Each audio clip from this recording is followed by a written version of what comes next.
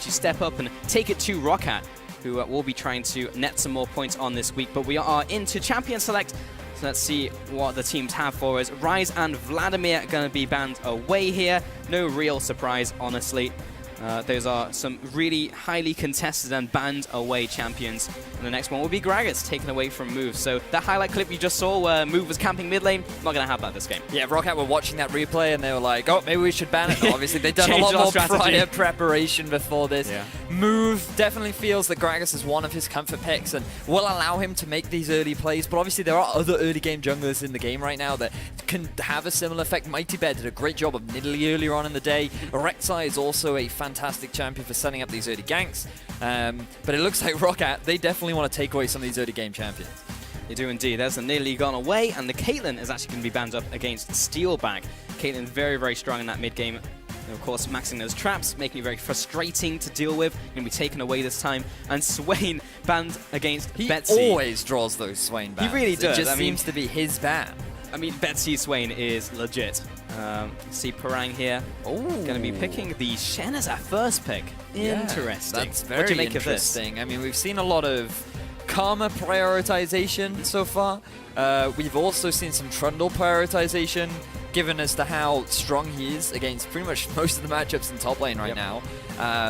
But ROCCAT has said, no, we want this global pressure. We want Shen to be that split-pushing menace that can help facilitate potentially our weak early game. Because do remember that the fact that having a Shen on the map means you have to be much more aware of trying to force a play. You want to set up a gank in the top lane, it's not a 2v2, it's a 3v2, because that Shen can join that fight whenever his ultimate is available. So you and I on Challenger did see the way to shut down a Shen is to camp him and to prevent him from being able to actually apply that global pressure. But for UOL, that would mean diverting attention away from Exile and putting it up in the top. Exactly, so we'll see if they do that in this game. They have locked in their first two choices, which will be the Wandering Caretaker Bard, along with the Spider Queen Elise coming in here for the jungle of Move. So got some early game pressure actually from both of those picks from Unicorns of Love, and that's what I like to see. I think if Unicorns of Love are going to shine, it's not from the macro game, it's not from them pulling some fancy stuff and going SKT style, it's from just having a strong early game and try and run that one home. So what you have with the Bard and the Elise is great early game pressure, a lot of pick potential, but you also have a fantastic engage in the form of that Tempered Fate. Yeah. So there are so many plays that you can make if you're Unicorns of Love right now, because you can set up the flank with the Magical Journey. You and I saw Wisdom again in Challenger Series being the engaged support when you're released. Well, if you've got a Bard to help facilitate that, you've already got a great engagement coming out with this duo pair alone. So UOL definitely having the tools in their kit right now to force a fight if they want to. Yeah. And it does seem to be that UOL do love to get a little bit scrappy. Yeah, don't remind me of the primary engage Elise of jungle. Not so good. But on the opposite side, ROCCAT have locked in the Karma. Jumping Scene is pretty high priority. If it's up, someone's probably going to pick it. Azir also picked up for Betsy. Be very, very strong on that champion. And we are going to send it back over to Unicorns of Love, who have locked in a Jhin and also LeBlanc. Wow, Exile going to bring LeBlanc out, one of his more signature champions coming out of solo queue. Definitely something that he's comfortable on, but it is a risk into that Shen especially. What you do have with Exile is roam pressure. So what they could look to do is, again, move Exile as a combo, could look to apply a lot of ganking up into the top half of the map, try and shut down Parang and just say, hey, you know what, Betsy, it doesn't matter if you're free to farm in the mid lane. You don't have the same sort of siege that you used to have given the changes to your Arise. So let's just create this fantastic 2, maybe even 3-man roaming party where we can shut down Parang and prevent him from having this sort of global pressure. Alrighty, back over to ROCCAT. What are they going to round out their picks with? They've locked in the Hecarim. We've actually seen a couple bans towards Hecarim over the last couple of days here, and Sivir will also be picked up, so very much gearing more towards these team fights now. Get Sivir involved with the Hecarim, so very cool to see ROCCAT getting more aggressive. And we're just waiting on the final pickup from Unicorns of Love, which we quickly locked in. It's going to be a Trundle, so that was actually a fairly fast champion select, honestly. Certainly was, and ROCCAT, they've built themselves up quite the hefty team fight composition.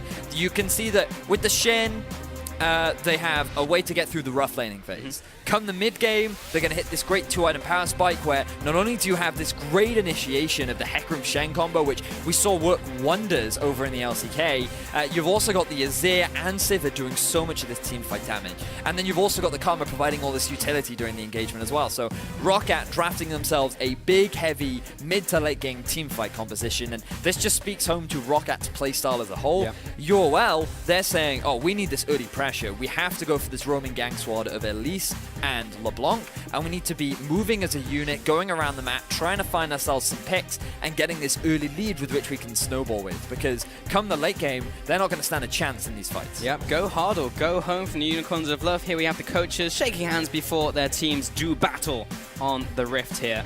We'll see who emerges ahead in this one. It will be ROCCAT versus Unicorns of Love. You can see the full compositions and the full player lineups as well coming in here. We'll see how this one works out. But make sure to jump on Twitter, use the hashtags ROCWin and UOLWin. We'll be checking in on what you guys think as we get into this game. Our second series here in the studio with Vedius, who is now joining me. Yo, what up? So we had the TK earlier, actually. This is going to be exciting. It doesn't sound like it in my voice. This is going to be an exciting game. No, it definitely will be an exciting game. We've got a bunch of cool stuff. We did see the Hecarim earlier on. We actually saw Hecarim being picked up by G2. I'm not going to spoil it for anyone, but I would definitely recommend you go check it out if you're a big fan of the onslaughting pony. But the way things are going to work in the early game for ROCCAT is very much about farming. They could look to go for a lane swap if they just want to guarantee a safe laning phase, because Shen works very nicely in these lane swaps. You also have Sivir, who has great wave clear, so it gives you a lot of a tempo advantage early on.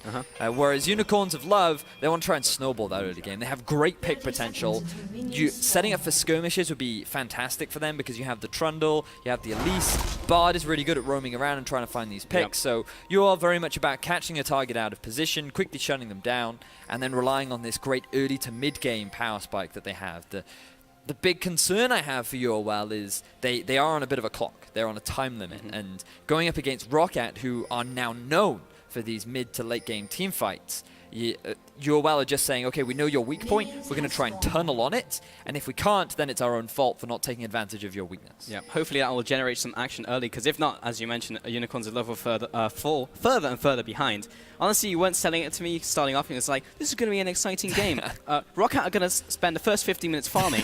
And I was like, oh, okay. But yeah, Unicorns of Love really have to pressure this early game and make their composition work, and hopefully punish the early game from ROCCAT, because subconsciously or not, Airwax has just spent way less time with Betsy this split than they did in spring.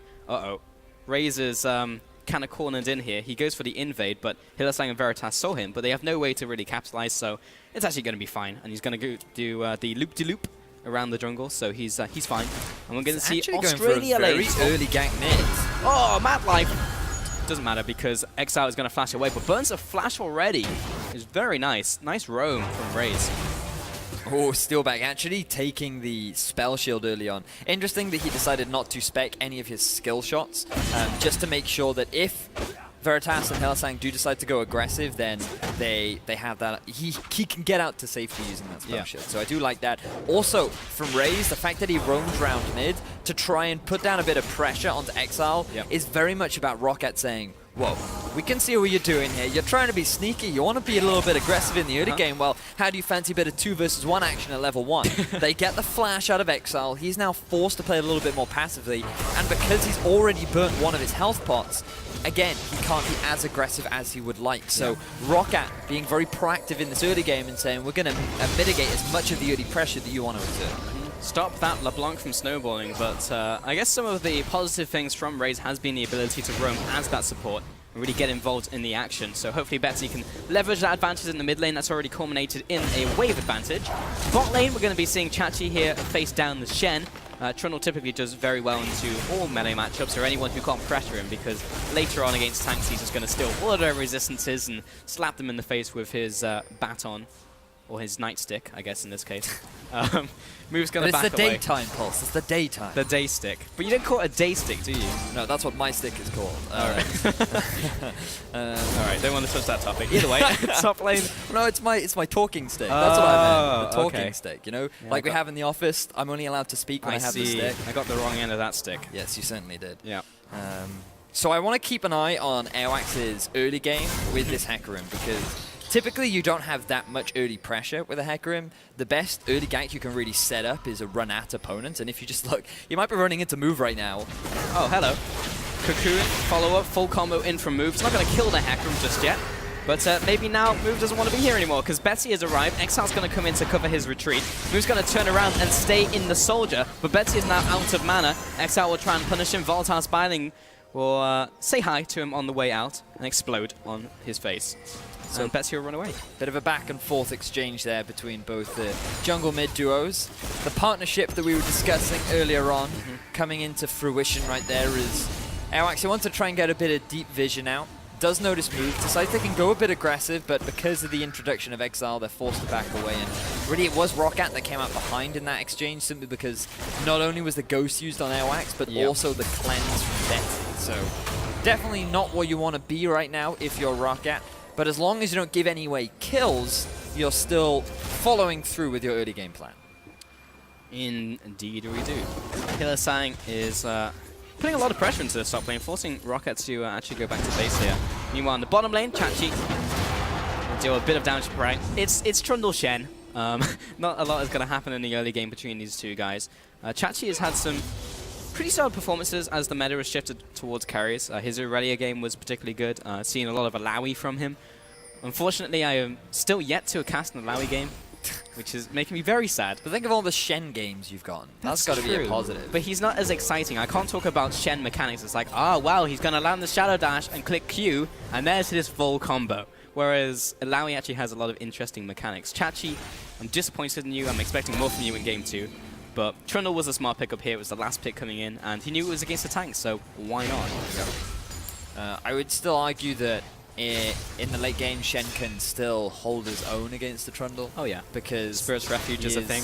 Yeah, he is a pretty tanky dude, and we also have to remember the changes to masteries, in which beating back and forth now, you don't get as much sustain in the lane, but the tanks don't really care. So referring to, of course, Grasp of the Undying. Grasp of the Undying, that's the Badger. That's the Badger.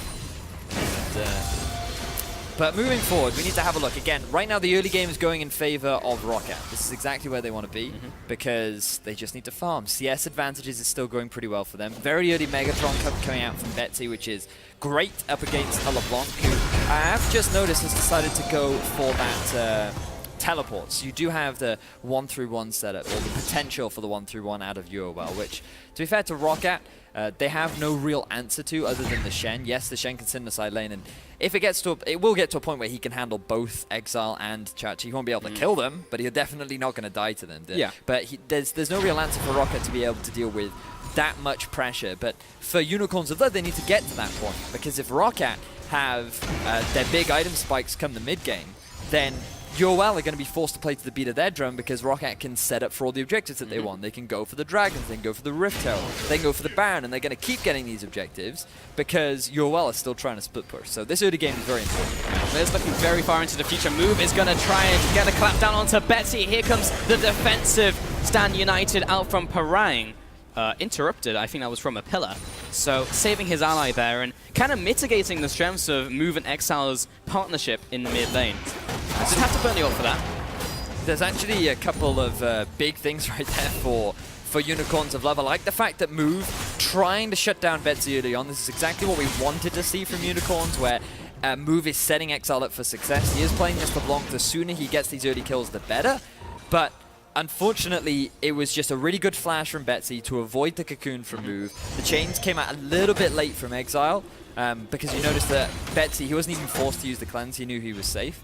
And then also the Shen ultimate. This is the thing that we were also talking about, that global pressure that's always available. I think Chachi should have let him go, because he actually would have been able to build a pretty big CS advantage, or force the teleport out from Parang. But instead, he said, no, you have to stay in the lane. And Parang's like, well, okay, my mid lane is fine. That's right. I'm just going to stay bot and keep farming. So yeah, it's slight misplay, slight communication error from Chachi. But it's also just a reaction thing. You see someone TPing out and you want to interrupt them immediately without looking at the situation that's evolving in mid lane. So I can understand it from Chachi, but had he had more clarity, as you rightly mentioned, then he could have taken an extra summoner away from Parang.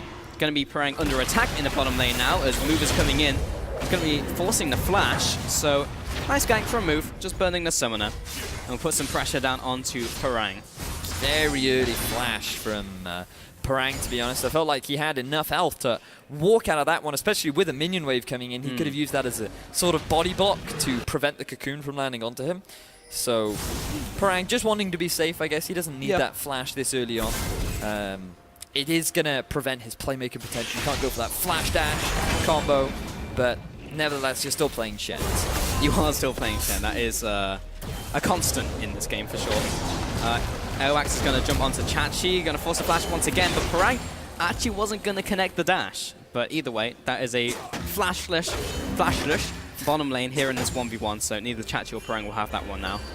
And Hylissang is going on a magical adventure, picking up chimes and clearing out pink wards and generally just having a jolly good old time. Wants to get some good early vision control down. The easier it is for him to control vision, then makes it easier for Exile to roam around the map with move. So it is good by Hylissang to move around as much as he can, just dropping those pink wards, getting some deep vision down. And if you just look at the vision from Unicorns of Love, they've actually set up the map very nicely to see where Aoax is trying to put any potential pressure, but also the routes in which Unicorns can take to try and set up these roaming ganks. The problem is for Unicorns right now is we just haven't seen any roaming from Exile. He's constantly getting pushed under his turret. There's so much just pressure coming out from the Azir that unfortunately for ROCCAT, or unfortunately for UOL, Exile hasn't really been free to roam around. I feel a lot of that was set up by Raze in the early game when he roamed to mid lane, burnt the flash, and Exile's like, well, I'm going to get pushed in the mid lane now, and I can't really roam, as you said, and Unicorns are unable to super snowball the early game. They're going to put a bit of pressure onto the bottom lane, but Jin kind of slow at pushing towers. ROCCAT will do the same on the top side, but they will take this tower down way faster. So ROCCAT with the slight tempo advantage here. Chachi is going to head on up to the top lane. Not really tempo advantage, it's not been really a lane swap. It's been good old Australia lanes.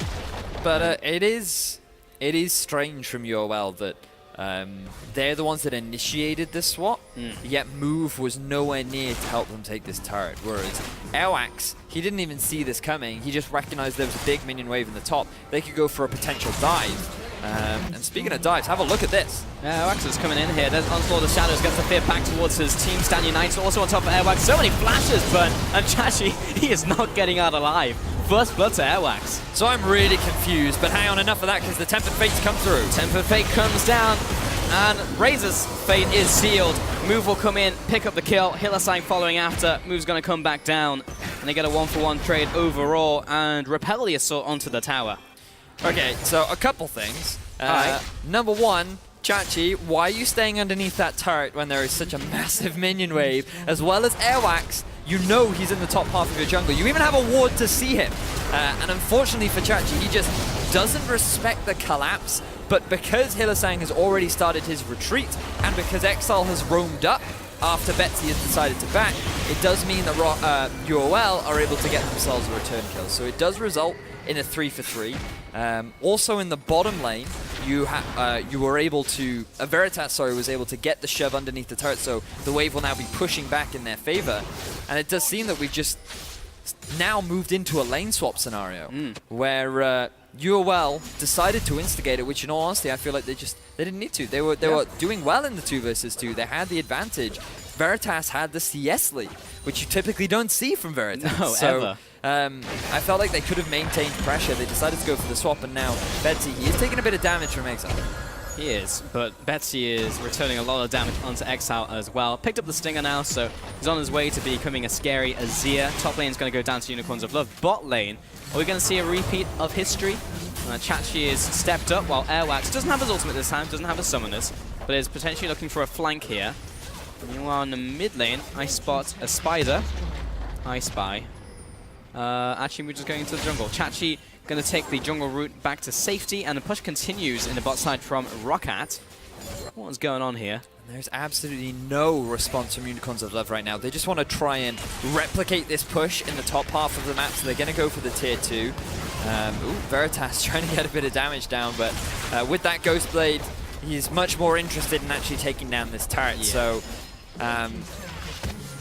I find it strange that we started off with standard lanes, and then we turned all into of a a sudden swap. We've moved into non-standard lanes where we're seeing both teams just going for that push. Nobody has prioritized this Mountain Drake as yet. Exile is once again going down onto Betsy, but he's not going to get it. No. he's going to back away. Didn't have the Ignite, didn't have the rest of the combo, so he's going to let Betsy waltz away on this one.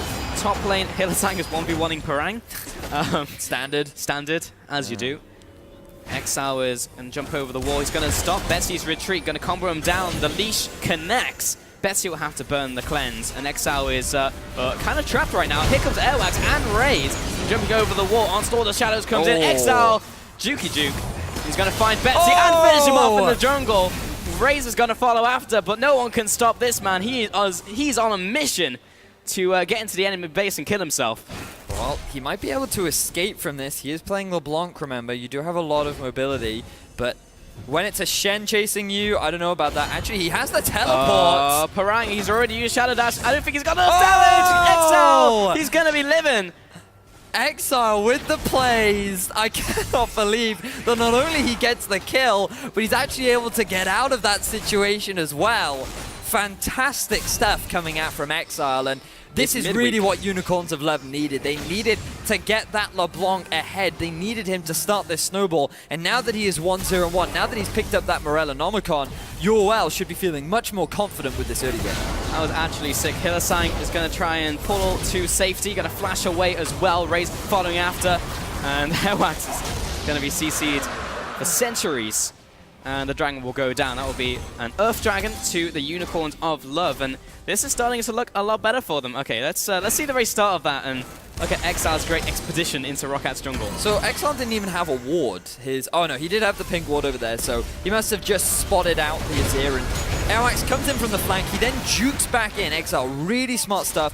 Betsy thinks he can get the kill, but Exile just staying out of range of the ultimate from the Azir means that Betsy isn't able to get the damage down. Then Exile, I feel like he's going to kill himself, and then he suddenly remembers, oh, I have a teleport. Yeah.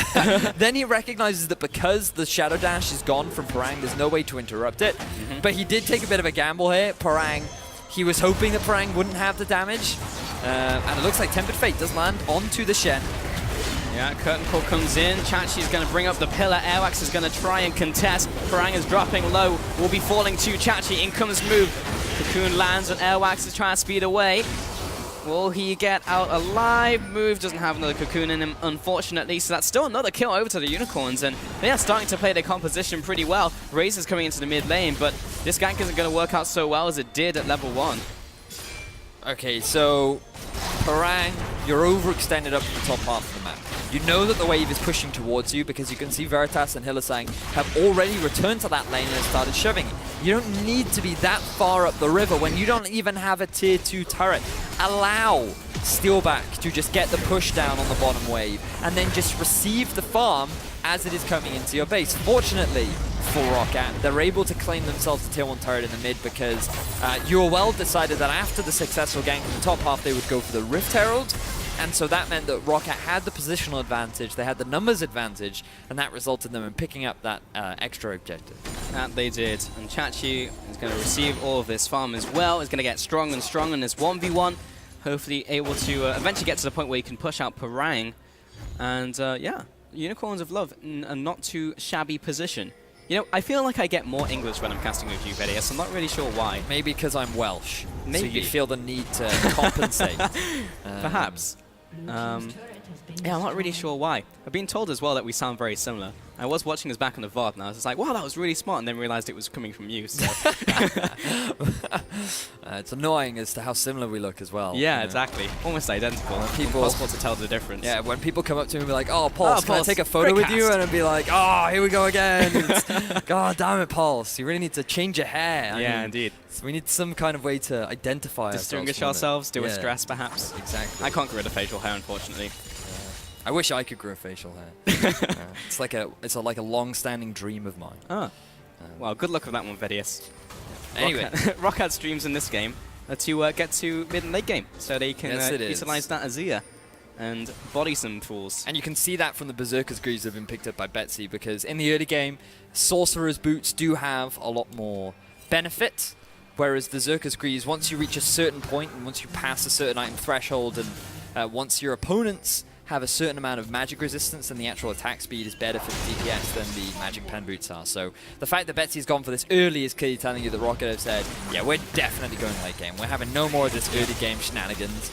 And just based off the vision, you can see that right now ROCCAT are basically saying, okay, we want to know exactly where URL are on the map. We want to make sure that we can see where Exile is trying to put some of his pressure down. But to be fair to Exile right now, level 13, equal in farm to Betsy, but up in kills, up in assists, and is already working towards that Abyssal Scepter. So Exile looking very strong 19 minutes into this game. Very, very true. ROCCAT almost getting the pick there, but TP back in time. And Chachi is in the bot lane once again, finding Parang, but neither of them really able to push the other out. Now we are 20 minutes into this game. Next round's going to be Mountain. And going to be donating the blue buff as well. So both teams just playing a little more defensive here. Betsy going into the top lane as well to clear out some of these minions. Parang has had very clear goals in this game. It's sit in the side lane and TP when necessary, and otherwise just kind of be a blocker for against the Unicorns of Love. We saw that one game by Parang where he went Jace and was given his signature champion. It was better than the other game he played in that series, but not really by a long shot, enough to warrant allowing him to pick it up every game. Because if you remember, up until that game, everyone was banning Jace against him, and it's just like, yeah, do not want. And then he played it and was like, actually, it's not too bad. And in the comp, it didn't really make much sense. No. And this is kind of it for Parang right now, in the sense that there was, I don't want to say a huge amount of hype surrounding him, but there was definitely some expectations coming over from Korean Challenger. Oh, hang on a second, Exile. Exile's going to get chased down. Stan United are coming in as well from Parang. Exile's going to jump to relative safety, but Parang will seal the deal. E coming out there to finish him off. And just a nice pick from ROCCAT, honestly. Investing a lot of resources, but still good. Yeah, it was actually. They were waiting for Exile to overextend. They were waiting for him to go for that potential pick. Airwax using that ultimate to chase Exile down, and given that he'd already used one of his distortions to be aggressive onto his opponent, it meant that he did not have it to escape the engagement from ROCCAT. So right now ROCCAT, they're trying to set up a siege onto this tier 2 turret in the mid lane, but they're taking quite a lot of damage committing to this tower. Yeah, that was dicey for a second. Thought that was going to finish with one target. Big crits coming out from Veritas. And Chachi backing away. Interesting enough, we also saw in the first series of the day that Jhin was picked up on one of our weaker ADCs in the league. It's interesting because Jhin kind of requires more skill to execute a pick, but didn't you see just a pick, honestly, onto Exile? Yeah, it was just a pick. It was very much about Exile, as we mentioned before, trying to look for these picks over and over. Raze knew it was coming. He was like, I have a feeling I'm going to get picked on here, so Airwax, why don't you just wait in the wings and come help me out? So then they punish Exile for his over-aggression. This is something you have to be mindful of. As a LeBlanc, if you're going to constantly sit in a certain bush and make these same repetitive plays over and over, your habits do start to become learned by your opponents, and then it becomes easier to play against. If you remember the round table discussion where Pekka actually said Alex Ish, a very good player, but his playstyle was very similar, and so over time, people started to figure him out, and then it was much easier to counterplay. And in a sort of shorter span of time, this is what's happening to Exile. His tendencies are being quickly figured out by ROCCAT, and he is getting punished. And over time, they will assimilate, but here comes Veritas, and gets caught out by Airwax. Thank you very much, he says. And Airwax will actually use Onslaught's challenge to escape. I don't think that was entirely necessary, but wanted to avoid the Tempered Fate. Just guarantee that he didn't get hit by that ultimate. Because if he had, it could have resulted in some danger for him, but unfortunately he was able to avoid it, and so we are going to return to a stalemate once more. But do want to come back to this Parang point that we highlighted earlier, where Parang, coming from Korean Challenger, hasn't quite had the same performance that that maybe some people were expecting. The fact that he was this Jace one-trick pony,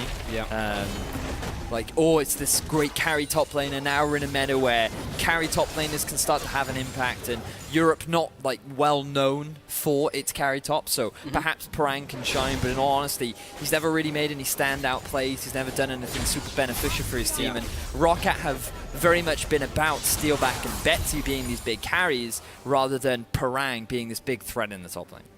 Yeah, we've had kind of glimpses of carry tops. Like Chachi back in the day was exceptionally strong. I think has found it hard to shine nowadays. Cabochard, of course. But yeah, maybe he was looking to stamp his authority, but hasn't really found it just yet. 5 kills in this game so far.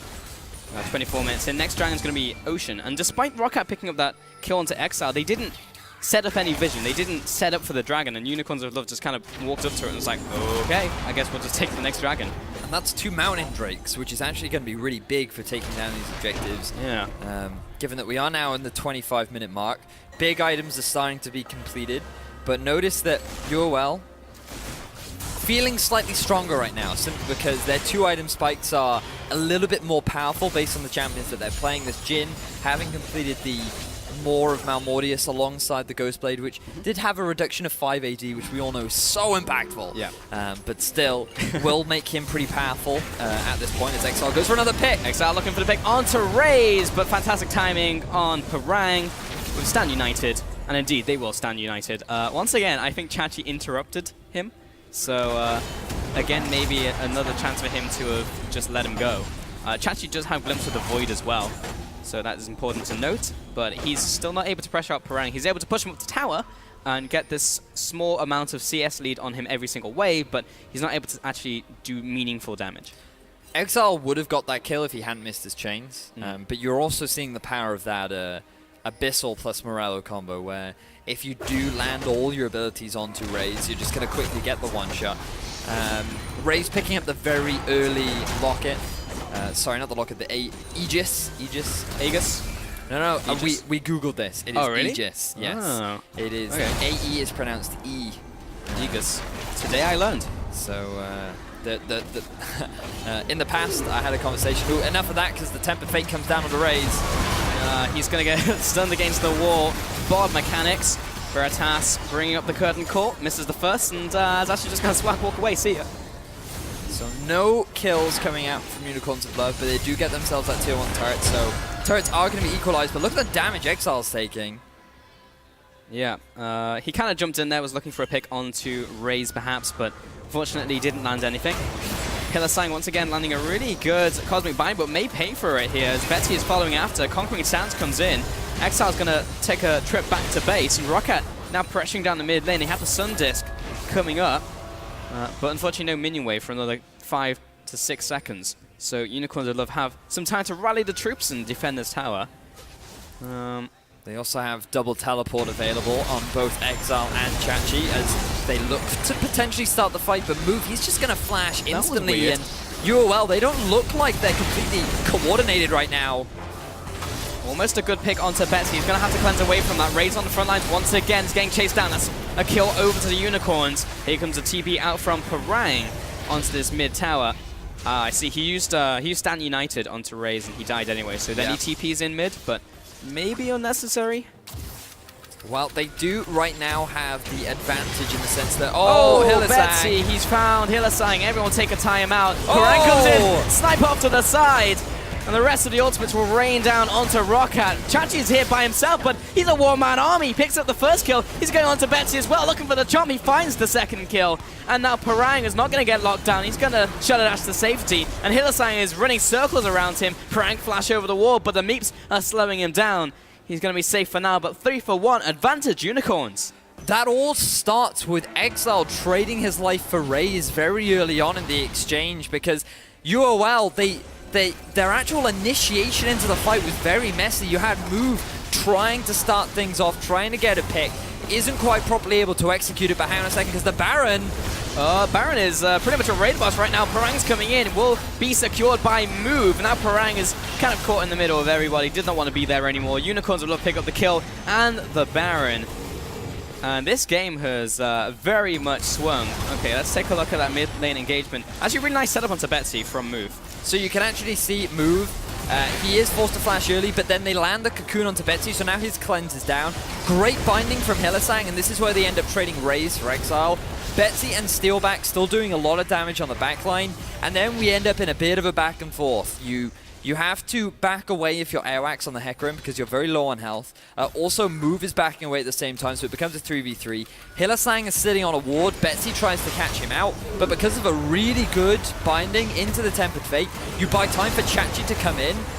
Airwax isn't even aware that the Veritas is sitting on the side, is able to get the ultimate off, shuts down Airwax and all of the damage. He isn't even able to use that Onslaught of Shadows, and then because you have Chachi just sitting on the front line, he can just pound down onto the rest of ROCCAT. And well, they end up getting themselves 4-for-1 overall with a Baron and an Ocean Drake.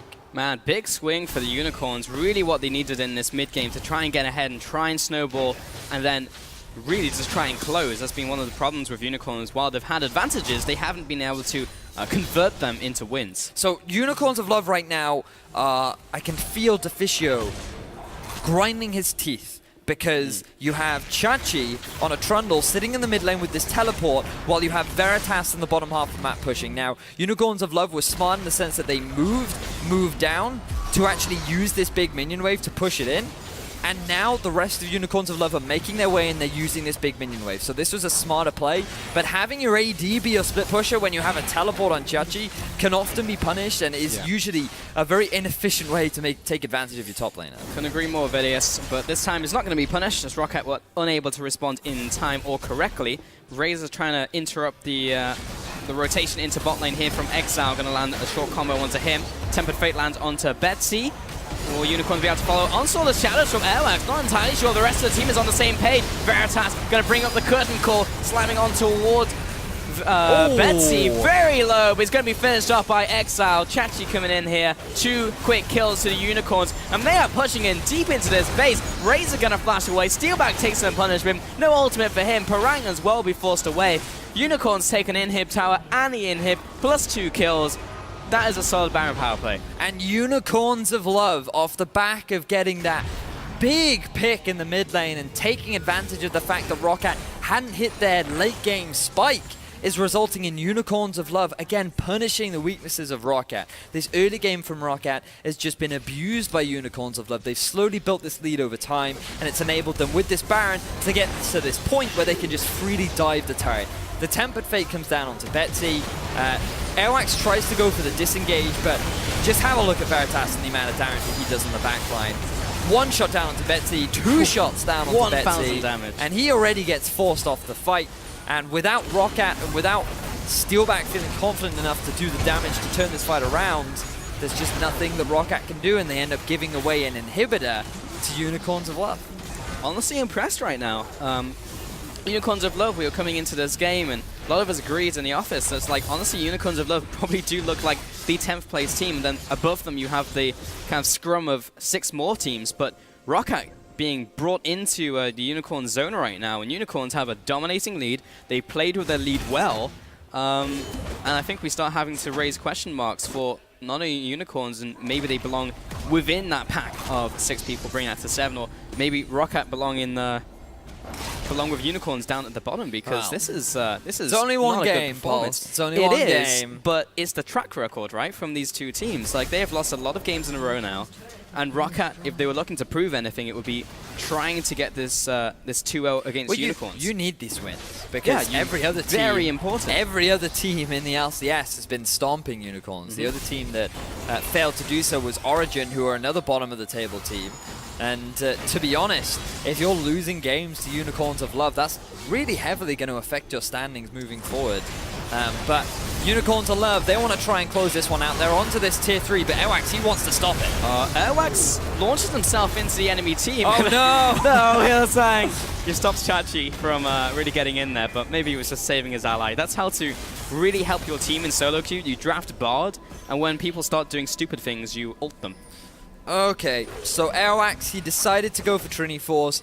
Really not a fan of this on jungle Hecarim, simply because it is a massive gold sink for a jungler. It makes you super squishy, and when you try to go for these engagements, that's exactly what happens. Now, without any frontline Unicorns, they can just easily take this turret. I mean, you can't be primary engaged with Trinity Force, really. ROCCAT are trying to get a punch down onto Chachi. He did drop low. He's going to flash away.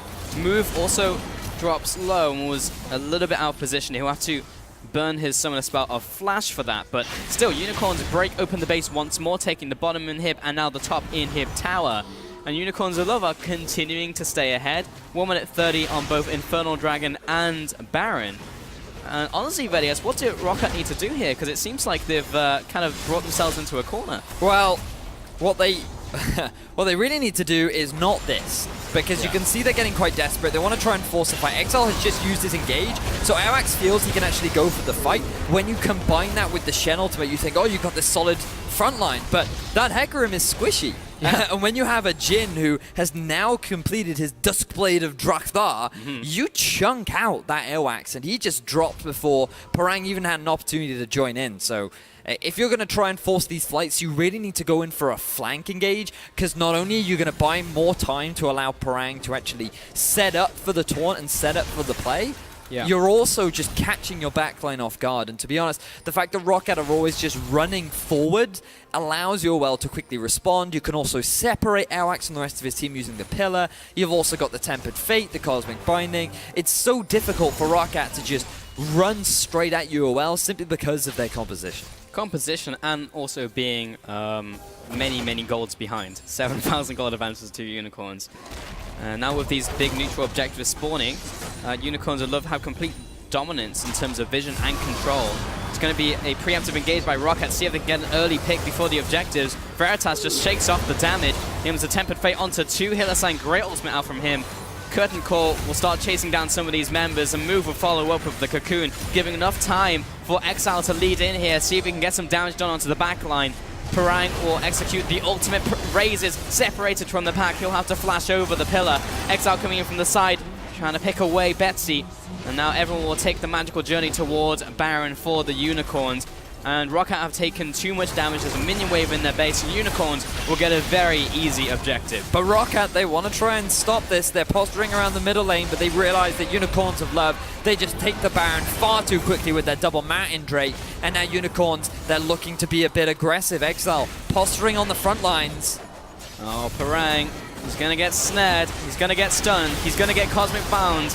And he's going to take a lot of damage, but he's still kicking for now. Airwax jumps in to try and save him, but he'll be caught up in the distortion and go down as well. 2 for the price of 1. Exile will find a foot. No, he won't. Betsy with the outplay. Respect the Sun Disc. Ray's getting chased down by Chachi. Only a matter of time, I have to feel, before Karma will indeed bite the dust. Rest in peace, Rays. And Rays will fall as Veritas gets himself a triple kill. 6, 0, and 7 on this Jhin right now. The only member standing for ROCCAT is Betsy on Aziran. With his health bar that low, I don't think he's going to be able to stop this push coming out from Unicorns. No. It's going to have to be the play of the century. Pull a Phoenix, or Felix perhaps.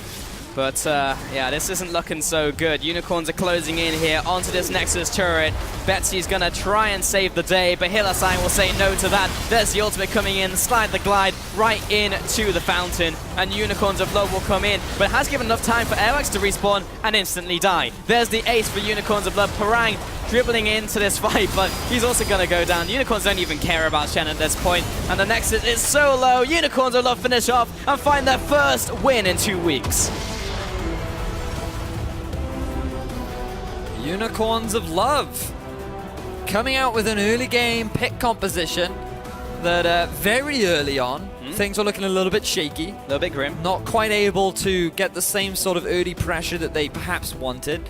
But we have to give credit to Exile, to be fair. I mean, he had some very fancy LeBlanc plays. Yep, man was making plays. He did play a little bit too over-aggressive at times. I'm recalling back to that big mid fight underneath the tier 2 turret where he did give his life over for the support. Not ideal, but then Hillersign comes in with this Bard.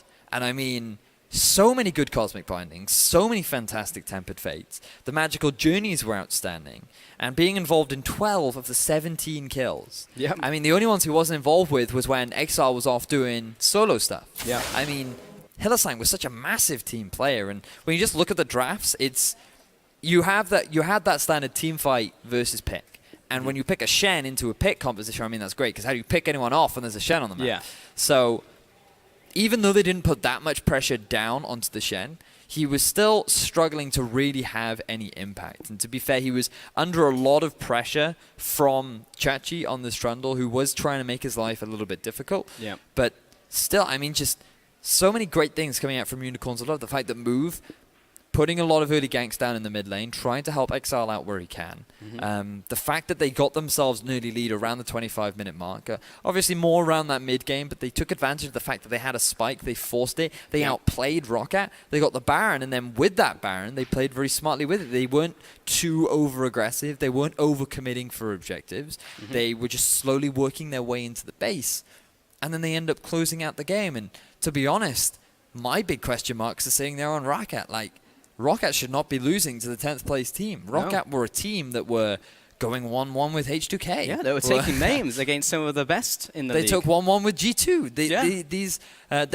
They're almost like the Jin Air of Europe, you know, where they take from the rich and give to the poor. I mean, ROCCAT right now just not performing against Unicorns of Love. And they had the composition to do it. They only had to stall out. And they just allowed Unicorns of Love to get those picks and really run away with the game. But it looked so good for ROCCAT in the early game. It was just like, wow, what a good roam coming in for Raze. And he was just like, put Exile behind. It's like, man, they can just stall to mid-game, late game, and really make the composition work. But disappointing from ROCCAT. But at the same time, pretty impressive by Unicorns of Love. I just was not expecting them to close so well with their advantage. A lot of that came also from Veritas on the scene in this game. Actually had a pretty decent one. You're going to take a look at his triple kill in this one on Jin. But more than anything, it wasn't, of course, from the triple kill, but he was actually getting some good setups with the curtain call, with the deadly flourishes.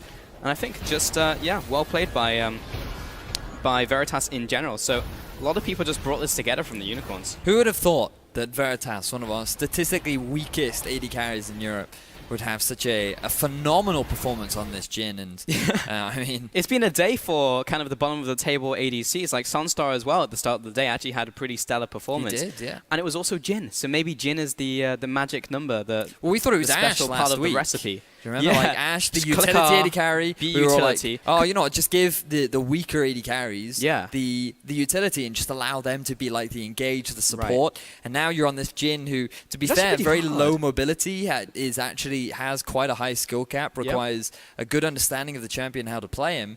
And Unicorns of Love making it work for themselves, and they're going to get themselves game 1 of this series. Pretty weird, but well played to the Unicorns. Anyway, we're going to send it to a quick commercial break, but when we get back, we will be here with Game 2 between the Unicorns and ROCCAT.